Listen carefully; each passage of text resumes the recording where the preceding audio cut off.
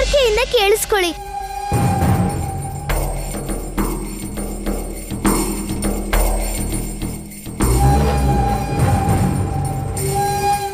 ಹುಣ್ಮೆ ಬೆಳಕಲ್ಲಿ ಚಂದ್ರಕಾಂತಮಣಿ ಕರ್ಗಿ ನೀರಾದ್ಮೇಲೆ ಅದರಲ್ಲಿ ರೂಪನ ನೋಡಕ್ಕೆ ನೀವು ಪ್ರಯತ್ನ ಪಟ್ಟಾಗ ಆ ನೀರೇನಾದ್ರೂ ಚೆಲ್ ಹೋದ್ರೆ ಮಾರನೇ ದಿನ ಆ ಮಡ್ಕೆಯಲ್ಲಿ ಗಂಜಿ ಬೇಯಿಸಿ ಆ ಮಡ್ಕೆನ ನೀವು ಸೂರ್ಯಾಸ್ತಮಾನ ಆಗೋವರೆಗೂ ತಲೆ ಮೇಲೆ ಹೊತ್ಕೊಂಡಿರ್ಬೇಕು.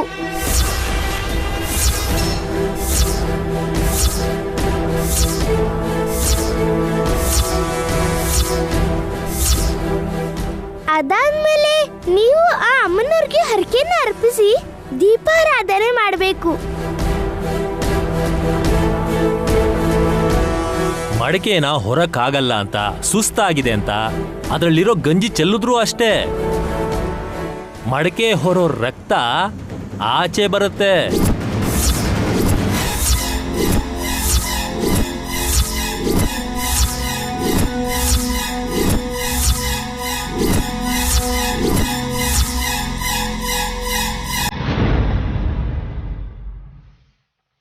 ಅಮ್ಮನವರ ಆಗ್ರಹಕ್ಕೆ ಪಾತ್ರರಾಗಬೇಡಿ. ಅಂಬಾ ಶಿವಶಂಭೋ.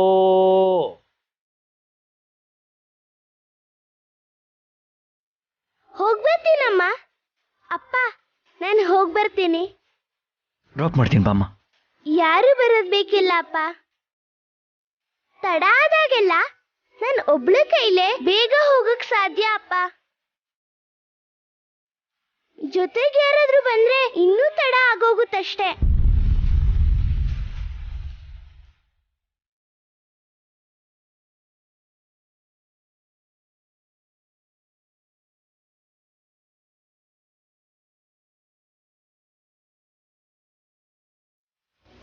ಈಗ ಹೇಳಮ್ಮ, ಅಷ್ಟೇ ರಿಸ್ಕ್ ತಗೊಳ್ಳೋರು ಯಾರು? ಅದೆಲ್ಲ ನಂಗೆ ಬೇಕಿಲ್ಲ. ಆ ಚಂದ್ರಕಾಂತ ಮಣಿ ನಾನು ನೋಡ್ಲೇಬೇಕು.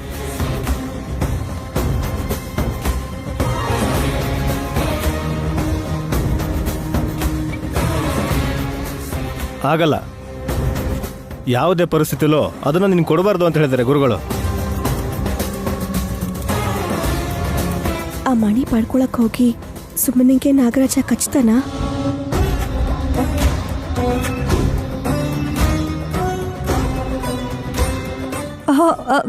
ನೈನಿ, ನೀನ್ ಏನು ಹೇಳ್ದೆ? ಯಾಕೆ ಹಾಗೆ ಹೋಗ್ತಿದ್ಯಾ?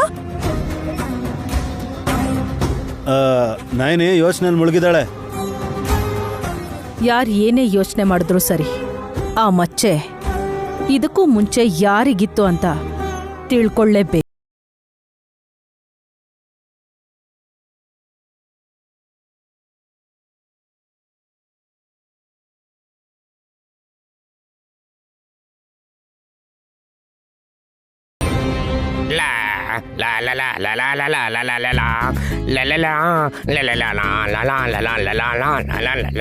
ಏನ್ ಚಿಕ್ಕಪ್ಪ, ತುಂಬಾ ಖುಷಿಯಾಗಿದ್ದೀರಾ?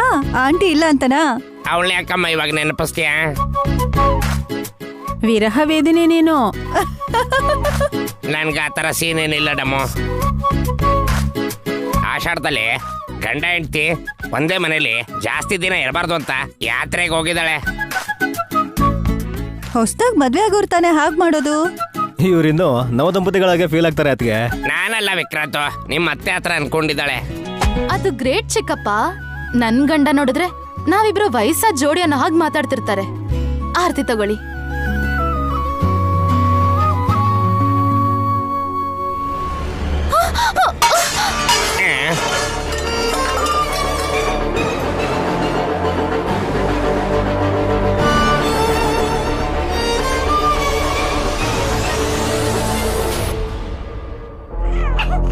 ಬುದ್ಧಿ ಇಲ್ವಾ ನಿನ್ಗೆ? ಸುಮನ, ಗಾಯತ್ರಿ,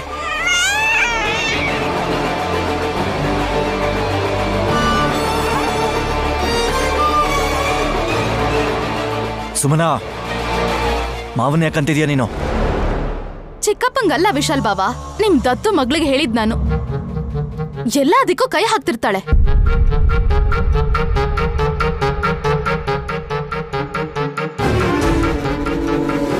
ಚಿಕ್ಕ ಮಗು ಮುಂದೆ ಆರ್ತಿ ತಂದಿಟ್ರೆ ಕೈ ಸುಡಲ್ವಾ? ಮುಖ ಸುಡ್ಲಿ ಅಂತ ಮುಂದೆ ಇಟ್ನಾ? ಚಿಕ್ಕಪ್ಪಂಗೆ ಆರತಿ ತಗೊಳಕ್ ಕೊಟ್ಟೆ, ಅವಳು ತಟ್ಟೆ ಬೀಳ್ಸದ್ನ ನೋಡಿದ್ರಲ್ಲ. ಚೆನ್ನಾಗಿ ಬೀಳ್ಸಿದ್ಲಲ್ಲ. ಏಯ್, ನಿನ್ ತಮಾಷೆ ಮಾಡ್ತಿದ್ಯೇನೆ? ಅಲ್ಲ, ಸುಮ್ಮನ ಬೇಜಾರ್ ಮಾಡ್ಕೊಂಡು ನಿಂತ್ಕೊಂಡಿದ್ದಾಳೆ.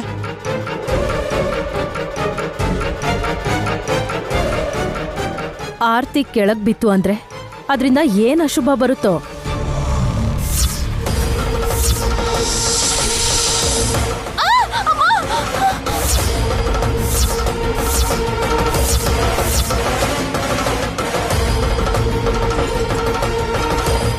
ಗಾಯತ್ರಿ ಎಚ್ಚರಿಕೆ ಕೊಡೋದಕ್ಕೆ ಹೀಗೆ ಮಾಡಿರ್ಬೋದೇನೋ.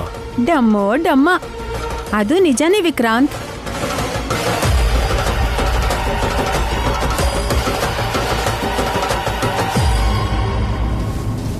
ವಿಶಾಲಾಕ್ಷಮ್ಮ ತಾಯಿ, ನನ್ನ ತಂಗಿಗೆ ಅಪಾಯ ಶುರುವಾಗುತ್ತೆ ಅಂತ ಹೀಗೆಲ್ಲ ಮಾಡಿದ್ಯಾ? ಅಷ್ಟಕ್ಕೂ ಈ ಅಡ್ಡ ಹೊತ್ತಲ್ಲಿ ಯಾವ ಪೂಜೆ ಮಾಡ್ತಿದ್ಯಮ್ಮ?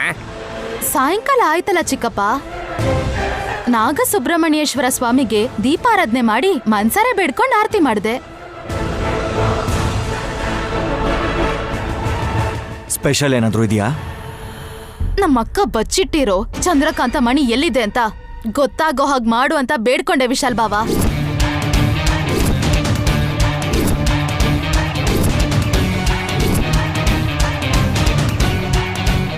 ಅದನ್ನ ನಿಂಗೆ ಕೊಡಬಾರ್ದು ಅಂತ ಗುರುಗಳು ಹೇಳಿದಾರೆ ಅನ್ನಲ್ಲ. ಹೌದಮ್ಮ, ಇನ್ ಸ್ವಲ್ಪ ದೂರ ಇರೋದೇ ಒಳ್ಳೇದು. ಗುರುಗಳು ಚಂದ್ರಕಾಂತ ಮಣಿನ ತಗೊಂಡ್ ಬಂದಿದ್ದ ದಿನ ಸುಮನ ಒಂಥರ ಆಡಿದ್ದಕ್ಕೆ ಅದನ್ನೇ ನೆಪ ಮಾಡ್ಕೊಂಡು ಇನ್ ಮುಂದೆ ಸುಮನ ಅದನ್ನ ಮುಟ್ಬಾರ್ದು, ಹಿಡ್ಕೋಬಾರ್ದು ಅಂತ ಷರತ್ ಹಾಕಿದ್ರೆ ಹೇಗೆ?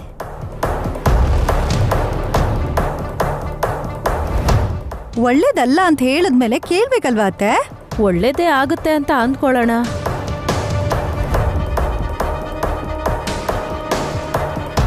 ಹೇಗೆ?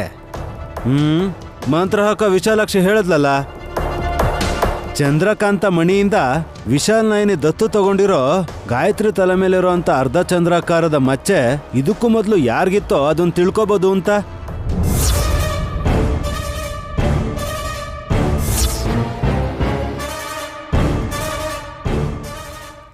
ಕರೆಕ್ಟೇವಲ್ಲ ಬಾವ? ಒಂದ್ ರೀತಿಲಿ ನಿಮ್ ಆಸೆನ ನೆರವೇರ್ಸಕ್ಕೆ ನಾನು ಕೂಡ ಸಹಾಯ ಮಾಡ್ದೊಳಗಾಗ್ತೀನಲ್ಲ. ನಮ್ಮ ಅಕ್ಕ ಇದನ್ನ ಅರ್ಥ ಮಾಡ್ಕೊಳಲ್ಲ. ಚಿಕ್ಕ ಮಗುಗಿರೋ ಮಚ್ಚೆ ಬಗ್ಗೆ ತಿಳ್ಕೊಳ್ಳೋ ಅವಶ್ಯಕತೆ ಏನಿದೆ, ಅದನ್ನ ಹೇಳ್ತೀರಾ? ಆ ಮಚ್ಚೆಗೆ ಏನೋ ಚರಿತ್ರೆ ಇದೆ ಅಂತ ನನ್ 6th ಸೆನ್ಸ್ ಹೇಳ್ತಿದೆ ಕಂದ. ನಾನೊಂದ್ಸಲ ಡಿಸೈಡ್ ಮಾಡಿದ್ಮೇಲೆ ಆ ಕೆಲಸ ಮುಗಿಸೋ ತನಕ ನಿದ್ದೆ ಮಾಡಲ್ಲ ಅಂತ ನಿನಗೆ ಗೊತ್ತಲ್ಲ.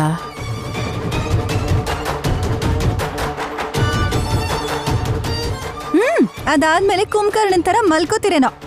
ಏಯ್, ಹಾ, ಎಕ್ಸಾಂಪಲ್ ಹೇಳ್ತಿದ್ದೀನತ್ತೆ. ಅದಾಗೋವರೆಗೂ ನಿಮಗ್ ಪಾಪ ನೆಮ್ಮದಿನೂ ಇರಲ್ಲ, ನಿದ್ದೆನೂ ಇರಲ್ಲ. ಹೇಳಕ್ಕ, ಚಂದ್ರಕಾಂತ ಮಣಿನ ಎಲ್ ಬಚ್ಚಿಟ್ಟಿದ್ಯಾ? ಪೆಟ್ಕೆಲಿಲ್ವಾ? ಹೇಳದ್ನಲ್ಲ ಬಾವ, ಅದ್ರಿಂದ ತೆಗ್ದು ಎಲ್ಲ ಬಚ್ಚಿಟ್ಟಿದ್ದಾಳೆ ಅಂತ.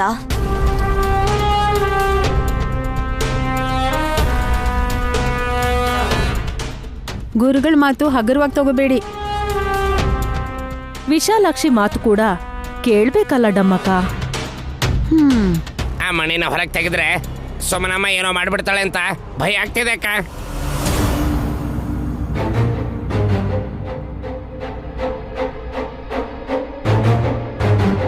ಯಾರಿಗೇನೇ ಆದ್ರೂ ಇವ್ರಿಗೆ ಪಶ್ಚಾತ್ತಾಪ ಇರಲ್ಲ ಮಾವ. ಅಂದ್ರೇನ್ ಸತ್ತೋಗ್ತಾರಾ? ಸುಮನ, ನನ್ನ ತಂಗಿ ಸುಮನ ಸಾಯ್ತಾಳೆ.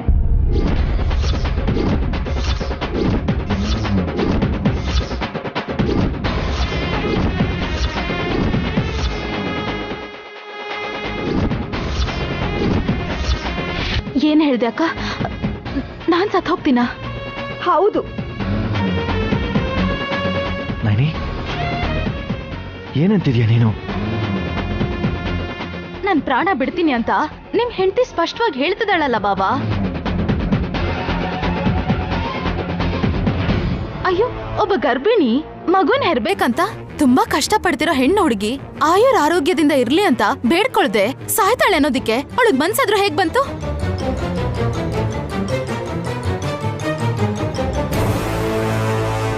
ಚಂದ್ರಕಾಂತ ಮಣಿ ಬೇಕು ಅಂತ ಹಠ ಮಾಡಿದ್ರೆ ನಿನ್ ಪ್ರಾಣ ಹೋಗುತ್ತೆ ಸುಮನ.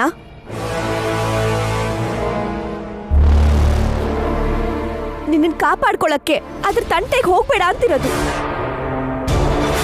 ಅದಕ್ಕೆ ಹೇಳ್ದಂಗೆಲ್ಲ ಆಗುತ್ತೆ ಅಲ್ವಾ? ಅದಕ್ಕೆ ಹೇಳ್ದಂಗೆ ನಡ್ಕೊಂಡ್ರೆ ನೀನ್ ಬದುಕ್ತೀಯಾ? ನಾನ್ ಸತ್ರು ಪರವಾಗಿಲ್ಲ.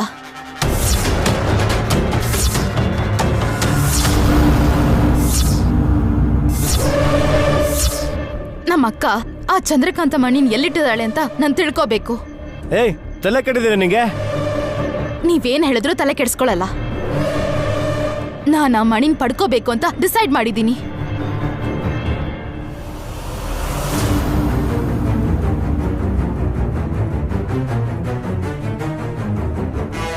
ಶಭಾಸ್ ಸುಮನ, ನಿನ್ನಲ್ಲಿ ಈ ಧೈರ್ಯನೇ ನನಗಿಷ್ಟ ಆಗಿರೋದು. ಅವಳನ್ ರೇಗಿಸ್ಬೇಡಿ ಅತ್ತೆ. ಏಯ್, ನಿನಗ್ ಧೈರ್ಯ ಇಲ್ಲ ಅಂದ್ರೆ ಬಾಯಿ ಮುಚ್ಕೊಂಡು ನಿಂತ್ಕೋ. ಹಾಗಾದ್ರೆ ನಿಮ್ ಕರ್ಮ ಏನಾದ್ರೂ ಮಾಡ್ಕೊಳ್ಳಿ. ಏಯ್, ಹೋಗೆ.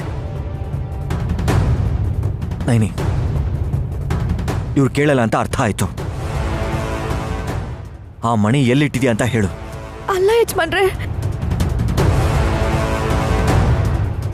ಪರವಾಗಿಲ್ಲ, ಹೇಳಿ ಅದಕ್ಕೆ. ಇಷ್ಟು ದಿನ ನಾನು ತಾಯಿ ಆಗ್ತಾ ಇದ್ದೀನಿ, ನನಗೇನು ಹೇಳ್ಬೇಡಿ ಅಂತಿದ್ಲು ನಿಮ್ಮ ತಂಗಿ.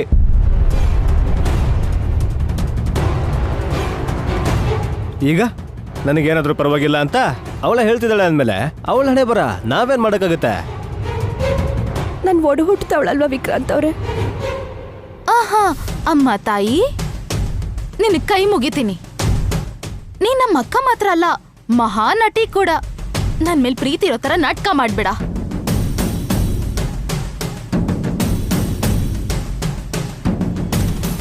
ನೈನಮ್ಮನ್ ಪ್ರೀತಿಗೆ ಬೆಲೆ ಕಟ್ಟಕ್ಕಾಗಲ್ಲ ಸುಮನಮ್ಮ. ಅವಳ ಪ್ರೀತಿಗಿಂತ ಬೆಲೆ ಬಾಳೋದು ಚಂದ್ರಕಾಂತ್ ಮಣಿ ಅಂತ ನನ್ಗೆ ಅರ್ಥ ಆಗಿದೆ ಚಿಕ್ಕಪ್ಪ.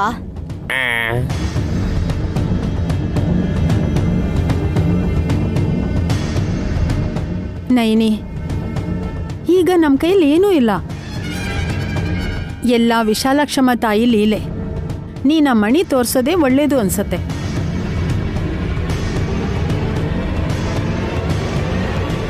ಹೇಳು ನೈನಿ, ಎಲ್ಲಿಟ್ಟಿದ್ಯಾ?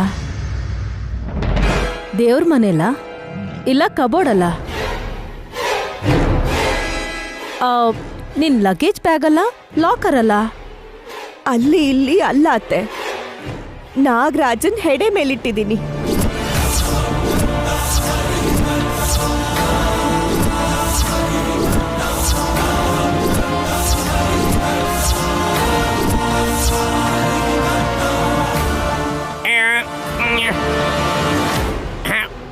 ತಲೆ ಮೇಲೆ ಚಂದ್ರಕಾಂತ ಮಣಿ ಇದೆಯಾ?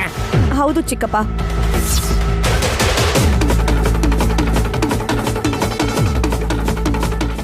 ಅದ್ರ ತಲೆ ಮೇಲೆ ಯಾಕಿಟ್ಟೆ? ಕಾಗಕ್ಕನ್ ಕತೆ ಹೇಳ್ತಿದ್ದಾಳೋ ನಿನ್ ದೊಡ್ಡ ನಾದಿನಿ. ಓ,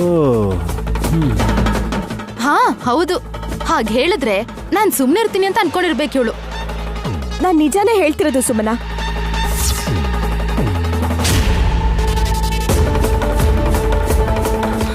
ಅಂದ್ರೂ ನಂಬಲ್ಲ. ಖಂಡಿತ ನಾನ್ ನಂಬಲ್ಲ. ಆಗ್ಲೇ ನೋಡಿದ್ರೆ ನಾನ್ ಸಾಯ್ತೀನಿ ಅಂದೆ. ಸಾವುಗೂ ಕೂಡ ನನ್ ಹೆದರ್ದೆ. ಪರವಾಗಿಲ್ಲ ಅಂದಿದ್ದಕ್ಕೆ ಸುಮನ ಹಠ ಮಾರಿ ನಾನ್ ಹಠ ಮಾಡಿದ್ರೆ ಕೊಡೋ ತನಕ ಬಿಡಲ್ಲ ಅಂತ ನಿನಗ್ ಗೊತ್ತು. ಹಾವು ತಲೆ ಮೇಲಿದೆ, ಅದ್ರ ಬಾಲ್ದಲ್ಲಿದೆ ಅಂತ ಅತ್ತೆ ಹೇಳ್ದ ಹಾಗೆ ತಮಾಷೆ ಮಾಡ್ತಿದ್ಯಾ ನೀನು.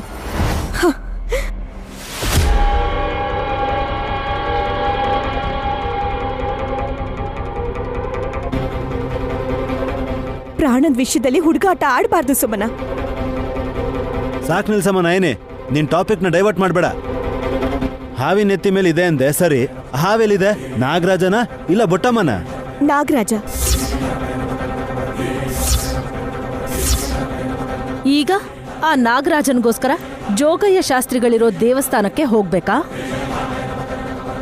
ನಿಮಗ ಆ ಮಣಿ ಬೇಕಾಗಿದ್ರೆ ನೀವು ಹೋಗಿ. ಅವಶ್ಯಕತೆ ಇಲ್ಲ ಅಕ್ಕ.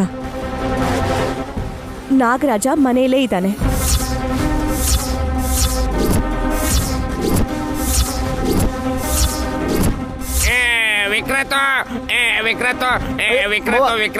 ಏನಾಯ್ತು ಮಾವ? ಇಳಿರಿ ಮಾವ. ಹೇಳಿಸ್ಕೊಳ್ಳೋದಿಕ್ಕೆ ನಾನೇನು ಕೊಡ್ತಿದ್ದೀನಿ ವಿಕ್ರಂತ. ಅಬ್ಬಾ ನಿಮ್ಮನ್ನ ಕೆಳಗಿಳಿಯೋ ಕೇಳ್ತಿರೋದು ಮಾವ. ಮನೇಲಿ ಹಾವಿದೆ ಅಂತ ನೈನಮ್ಮ ಹೇಳಿದ್ಮೇಲೂ ನಾನು ಕೆಳಗೆ ಹೇಗೆ ಇಳಿಲಿ ಹೇಳೋ? ಭಯ ಪಡ್ಬೇಡಿ ಮಾವ, ಇವತ್ತು ಕಂಟಕ ಇರೋದು ಸುಮನಂಗೆ ಮಾತ್ರ. ನೀವು ಇಳಿರಿ. ವಾರೇ ವಾ, ನೋಡಿದ್ರ ಅತ್ತೆ ನಿಮ್ ಮಗನ್ ನಂಬಿಕೆ. ನಮ್ಮ ಅಕ್ಕನ್ ನಾಟಕ, ಅದಕ್ಕೆ ಹಾಸಿನಿ ಅಕ್ಕನ್ ಸಪೋರ್ಟ್, 3 ಜನ ಸೇರಿ ನಮ್ಮನ್ ಯಾಮರ್ಸ್ತಾ ಇದಾರೆ. ಮನೇಲಿ ಬೆಕ್ ನೋಡಿದ್ರೇನೆ ಭಯ ಪಡ್ಕೋತಾರ ಇವ್ರು. ಅಂತದ್ರಲ್ಲಿ ಹಾವು ನಮ್ಮನೇಲೇ ಟೆಂಟ್ ಹಾಕಿದೆ ಅಂತ ಅಕ್ಕ ಹೇಳಿದ ತಕ್ಷಣ ನಾವ್ ನಂಬಿಡ್ಬೇಕಾ? ಅಲ್ವಾ ಮತ್ತೆ, ಹೇಳೋ ಮಾತಿಗೆ ಒಂದು ಅರ್ಥ ಅಂತ ಇರಬೇಕು. ನಾಯ್ನಿ, ನಾಗರಾಜನ್ ಬರಕ್ ಹೇಳು. ಏನ? ಓ, ಕೂಗುದ್ರೆ ಬರುತ್ತಾ? ನಿಜ ಹೇಳ್ತಿದ್ಯಾ? ಜೋಕ್ ಮಾಡ್ತಿಲ್ಲ ತಾನೆ?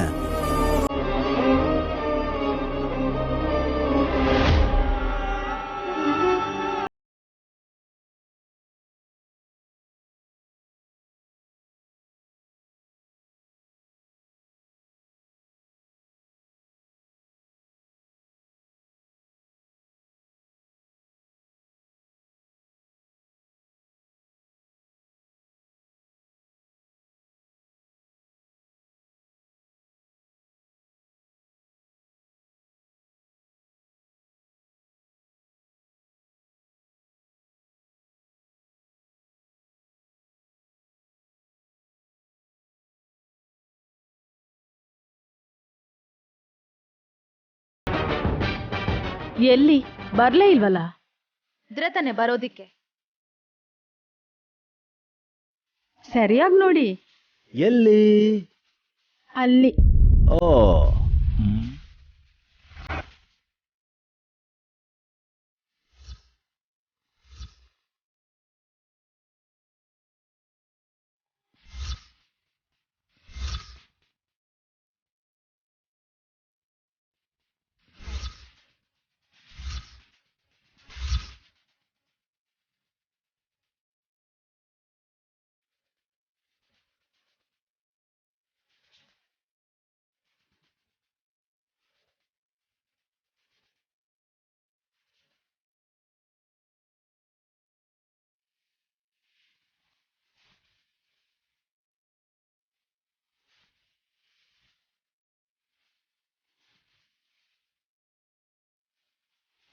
ಅಯ್ಯಪ್ಪ, ನೈನಮ್ಮ ಹೇಳಿದಾಗೆ ತಲೆ ಮೇಲೆ ಚಂದ್ರಕಾಂತ ಮಣಿ ಇಟ್ಕೊಂಡಿದೆ. ಏನ್ ಹಸ್ಬೆಂಡು, ಕಣ್ಣಾರೆ ನೋಡೋವರೆಗೂ ನಂಬಲ್ಲ ಅಂತ ಹೇಳಿದ್ರಿ ಅಲ್ಲ? ಕಾಣಿಸ್ತಾ ನಾಗಮಣಿ? ಚಂದ್ರಕಾಂತಮಣಿ. ಹಾ, ಅದೇ ಬಿಡಯ್ಯ. ನಿಮ್ ಕಣ್ಣೇನಾದ್ರೂ ಕುರುಡಾಯ್ತೇನೋ ಅಂತ ಕೇಳ್ದೆ. ಭಯದಲ್ಲಿ ಪಟಪಟ ಅಂತ ಕಾಲ ಆಡ್ಸ್ಬಿಡಿ, ಪ್ಯಾಂಟ್ ಇಳಿದೋದ್ರೆ ಕಷ್ಟ.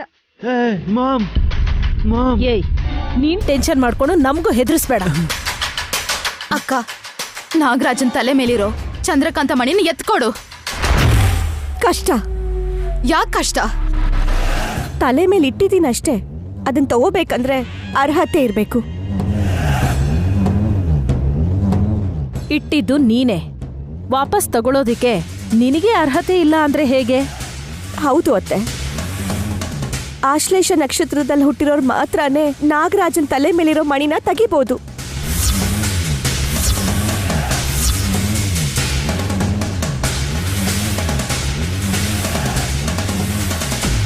ಸುಮ್ಮನೆ ಹುಟ್ಟಿದ್ದು ಆ ನಕ್ಷತ್ರದಲ್ಲೇ ಅಲ್ವಾ ಅದ್ಗೆ?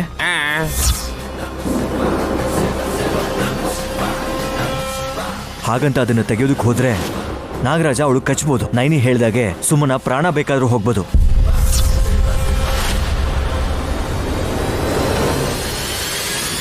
ಸಾಹಸ ಮಾಡ್ಬೋದು ಸುಮನ. ಪ್ರಾಣ ಹೋದ್ಮೇಲೆ ಮಣಿ ಇದ್ರೂ ಏನ್ ಲಾಭ ಹೇಳು? ಅಷ್ಟೇ ಅಲ್ವಾ, ಕೃಷಿ ಮಾಡಿದ್ರು ಫಲಿತಾಂಶ ಬರಲೇಬೇಕು.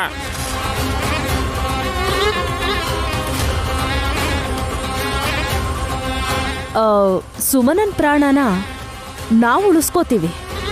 ಹೇಗೆ? ಎಷ್ಟು ಖರ್ಚಾದ್ರೂ ಯೋಚನೆ ಮಾಡಲ್ಲ.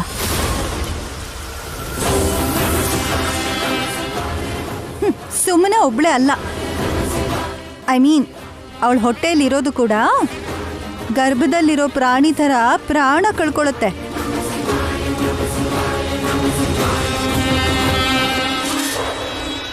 ಪರವಾಗಿಲ್ಲ, ಏನಾದ್ರೂ ಆಗ್ಲಿ ನಂಗೆ ಆ ಮಣಿ ಬೇಕು.